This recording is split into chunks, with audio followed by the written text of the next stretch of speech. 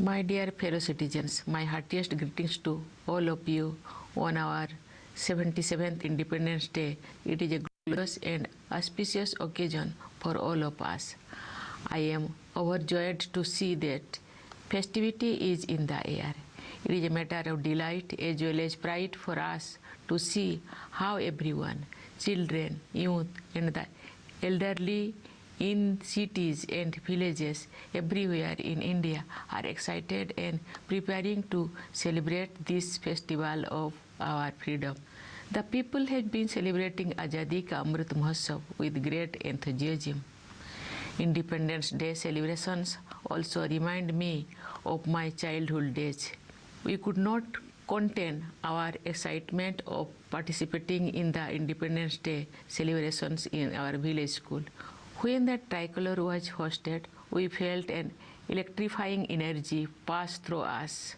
With our hearts full of patriotic pride, we salute the national flag and sang the national anthem. Sweets were distributed and patriotic songs were sung, which kept playing in our minds for many days. I was fortunate in having an opportunity to relive these experiences when I became a school teacher.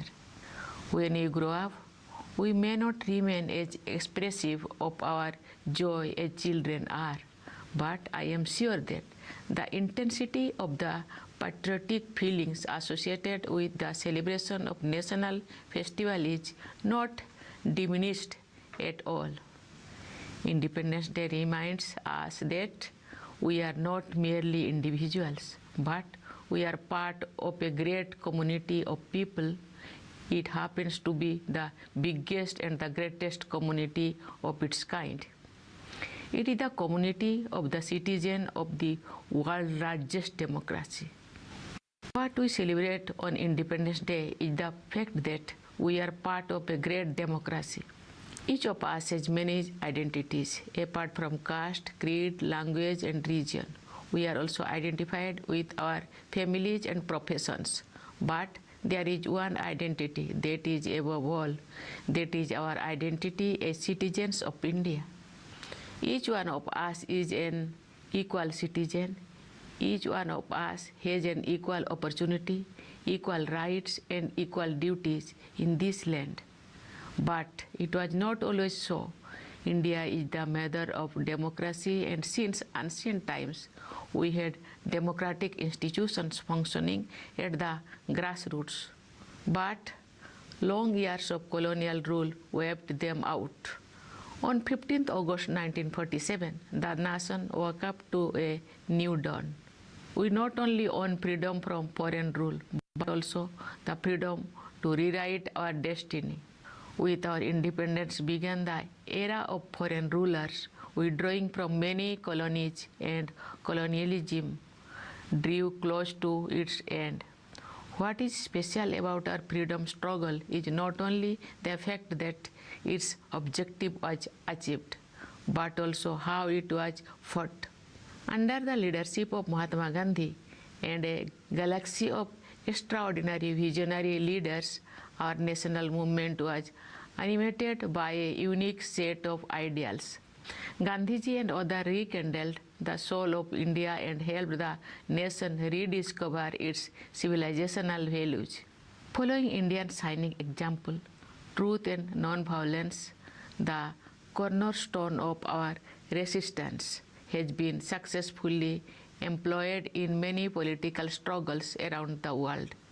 On the day of Independence Day, I join my fellow citizens in paying grateful tribute to the known and unknown freedom fighters whose sacrifices have made it possible for India to regain its rightful place in the Committee of Nations.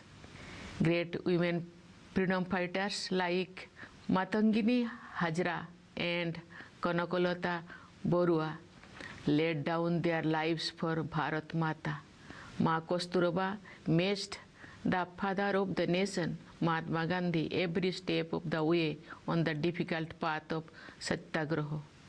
Many great women leaders like Sarojini Naidu, Amu Swaminathan, Rama Devi, Aruna Asaballi, and Sucheta Kripalani had set inspiring ideals for all future generations of women to serve the nation and the society with self-confidence.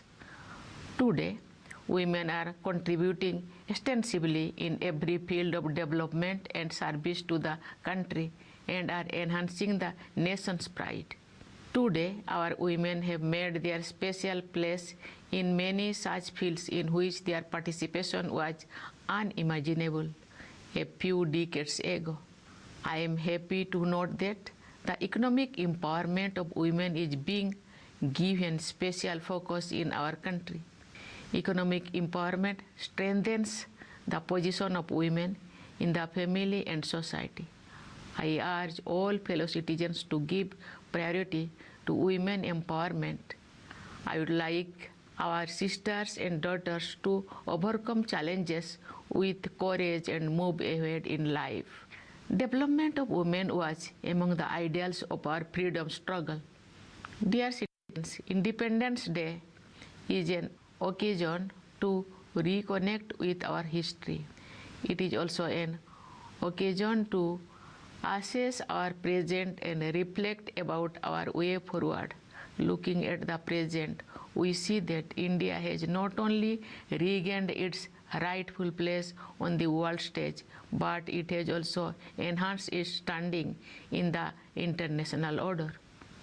During my visits and interactions with the members of the Indian diaspora, I have observed a new confidence in the India story.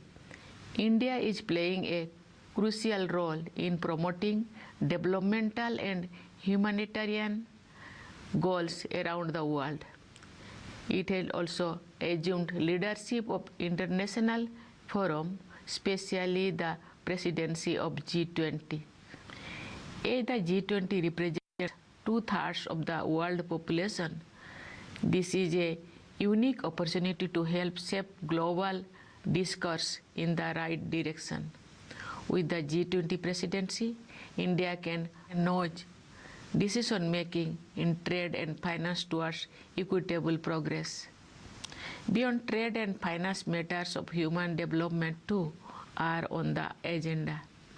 There are many global issues that concern all humanity and are not limited by geographical boundaries. I am confident that with India's proven leadership in dealing with global issues, member nations will be able to advance effective action on these fronts. What is notable in India's presidency of G20 is the way this diplomatic activity has been taken to the grassroots. There has been a first of its kind campaign to encourage people's participation. It is delightful to see, for example, students enthusiastically participating in diverse contexts organized in schools and colleges touching upon the themes of G20. All the citizens are enthusiastic about events related to G20. Dear fellow citizens, this enthusiasm, along with a sense of empowerment, is possible because the nation has been taking great strides on all fronts. India's economy has proven to be not only resilient during turbulent times, but is also a beacon of hope for others. The world economy is passing through a delicate stage as the pandemic has been followed by international events that have added to the air of uncertainty. Yet, the government has been able to navigate the stormy waters very well. India has converted challenges into opportunities and has recorded high GDP growth. Our Annadata farmers have contributed significantly to our economic growth. The nation feels indebted to them. Inflation at the global level remains a cause for worry, but in India, the government and the Reserve Bank have managed to contain it. The government has succeeded in protecting the common people from high inflation, while also providing a more extensive security cover to the poor. The world looks up to India for global economic growth. The continued economic progress is driven by a two-pronged strategy. On the one hand, there is a sustained push to unleash the forces of enterprise by making it easier to do business and generate job opportunities. On the other, proactive and expanded welfare initiatives for the needy have been taken in various domains.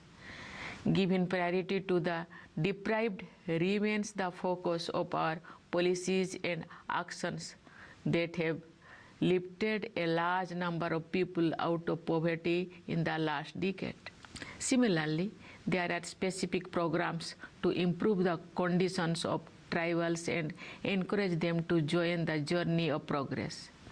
I appeal to our tribal brothers and sisters to enrich their traditions while embracing modernity. I am happy to note that along with economic growth, human development concerns have also been accorded high priority. Having been a teacher also, I have realized that education is the greatest tool of social empowerment.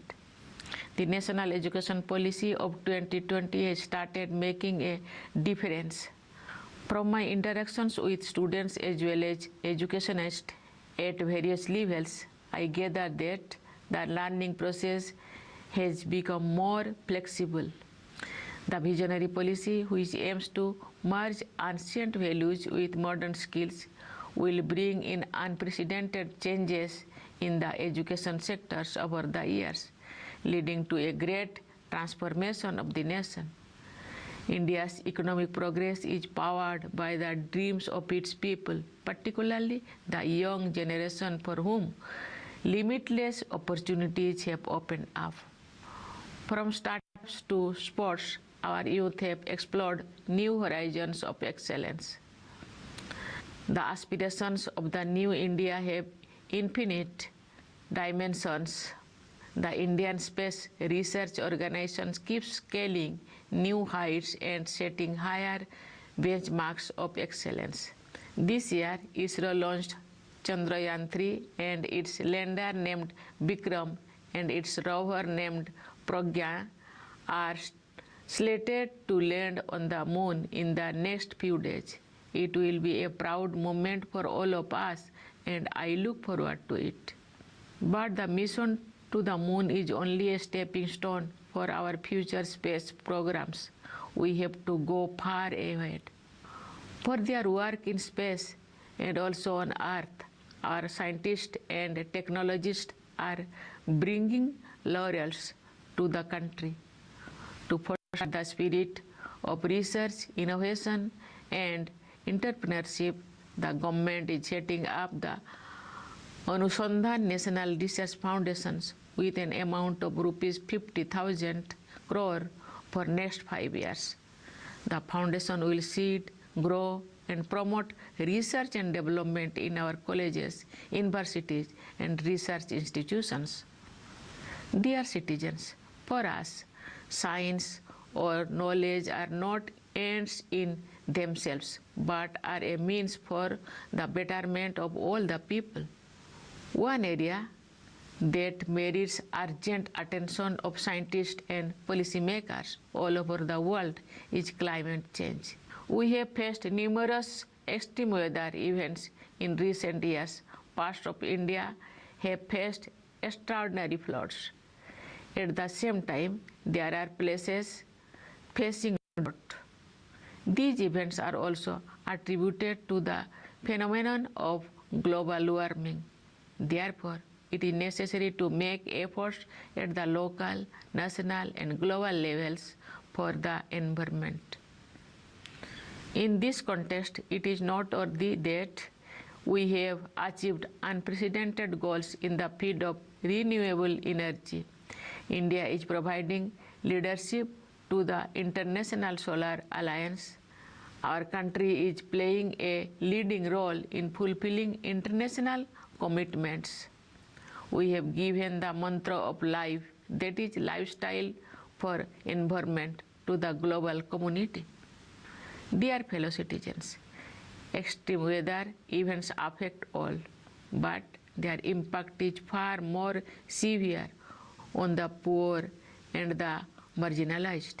Cities and hilly terrains especially need to be made more resilient.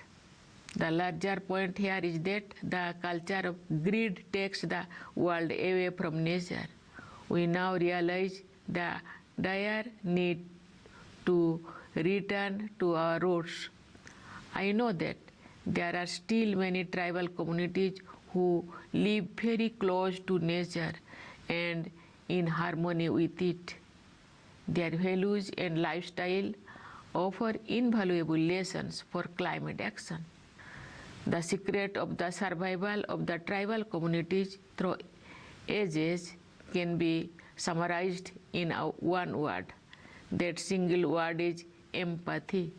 They have empathy for all Mother Nature's fellow children, flora and fauna alike. Sometimes, however, the world seems to be suffering from a deficit of empathy.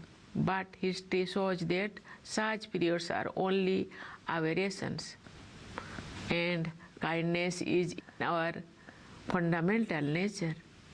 It is my experience that women have empathy in greater measure, and they show the way when humanity goes astray. Our country has entered Amrit Kal with new resolutions, and we are moving forward towards making India an inclusive and developed nation by the year 2047. Let us all take a pledge to perform our fundamental duty to strive towards excellence in all spheres of individual and collective activity, so that the nation constantly rises to higher levels of endeavor and achievement. Dear fellow citizens, our Constitution is our guiding document. Its preamble contains the ideals of our freedom struggle. Let us move forward with the spirit of harmony and brotherhood to realize the dreams of our nation builders. On the eve of Independence Day, I once again extend my greetings to you all, especially to our soldiers guarding the borders, Joans of the forces, and the police providing internal security, and to the members of our diaspora living in every part of the world. I convey my best wishes to you all. Thank you. Jai Hind, Jai Bharat.